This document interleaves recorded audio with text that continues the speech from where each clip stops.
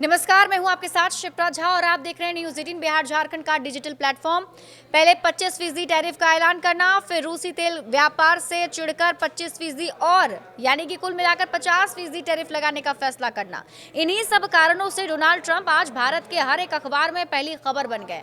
पहले 25% टैरिफ का ऐलान करना, फिर रूसी तेल व्यापार से चिढ़कर 25% और यानी कि कुल 50% टैरिफ लगाने का फैसला करना। इन्हीं सब वजहों से डोनाल्ड ट्रंप आज भारत के हर अखबार की पहली खबर बन गए। ऐसे में इन सभी को का नेगेटिव असर व्यापारियों के खाते से कटने वाला है, फिर चाहे वो भारतीय व्यापारी हो या फिर अमेरिका के कारोबारी। आज हम ऐसी अमेरिका कंपनी के बारे में बात करेंगे जिन्होंने भारतीय मार्केट में बड़ा हिस्सा लिया हुआ है और इसके साथ ही जानेंगे कि अमेरिकी टैरिफ इनके लिए कैसे चिंता बन गई है। एप्पल की बात कर लीजिए। अमेरिकी कंपनी एप्पल का आज भारत में बड़ा कारोबार है और ये बेस्ट क्वालिटी इलेक्ट्रॉनिक प्रोडक्ट जैसे कंप्यूटर और मोबाइल फोन के लिए मशहूर है। भारत में हमेशा से ही नए एप्पल फोन के लिए एक अलग फैन फॉलोइंग देखी जाती है। वहीं ये महंगा होने के चलते समाज में एक सोशल स्टेटस बनाने का काम भी कर देता है।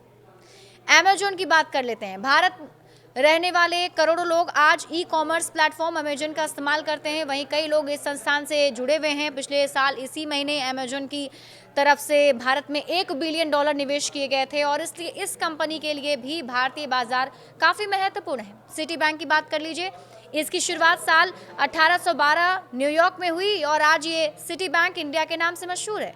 ये भारतीय जनता को कई तरह की बैंकिंग सर्विस प्रदान करता है। मीडिया रिपोर्ट की माने तो सिटी बैंक के पास इंडिया में 3 मिलियन ग्राहक हैं।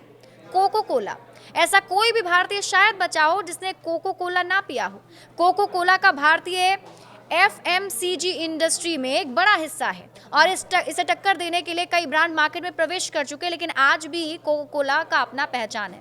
साल 1956 में कोको कोला ने भारत में अपनी एंट्री ली थी, लेकिन साल 1977 में उसे कुछ सख्त नियमों के चलते भारतीय मार्केट से निकलना पड़ा था। फिर साल 1993 में कोको कोला ने फिर से भारतीय बाजार में अपनी एंट्री ली और तब से ही भारतीय मार्केट का एक बड़ा हिस्सा लिए हुए है। इसके साथ ही कॉग्निजेंट, ये कंपनी भारतीय मार्केट में IT सर्विस प्रदान करती है। अमेरिकी कंपनी जरूर है, लेकिन इसकी शुरुआत कुमार महादेवा एक भारतीय ने की थी। ये सिर्फ IT सर्विस नहीं बल्कि कई और तरह की जरूरी सेवाएं प्रदान करती है। तो आज भारत के कई लोग इस कंपनी के अंतर्गत काम भी करते हैं। डेल की बात कर लेते हैं। अगर आप कभी कंप्यूटर खरीदने गए हों तो आपको डेल का नाम तो आपने जरूर सुना होगा। डेल अपने इलेक्ट्रॉनिक प्रोडक्ट के चलते जाना जाता है। इसके कंप्यूटर को भारतीय द्वारा सबसे ज्यादा पसंद किया जाता है। गूगल की बात कर लेते हैं। इसके बारे में तो आपने ज़रूर सुना होगा, यहाँ तक कि आप हर रोज़ गूगल का इस्तेमाल करते हैं। गूगल का प्रत्येक व्यक्ति इस्तेमाल आज कर रहा है। ये भारत में एक बड़ा हिस्सा बनाए हुए। स्कूल में पढ़ने वाले बच्चे से लेकर दादा दादी तक सब गूगल का उपयोग करते हैं।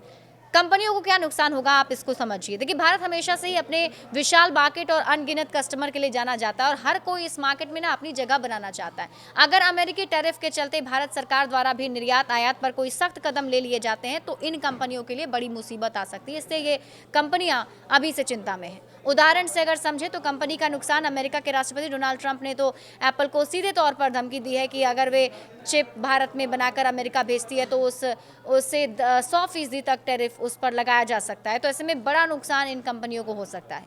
बड़े अपडेट्स के लिए आप जुड़े रहिए न्यूज़ 18 बिहार झारखंड के साथ।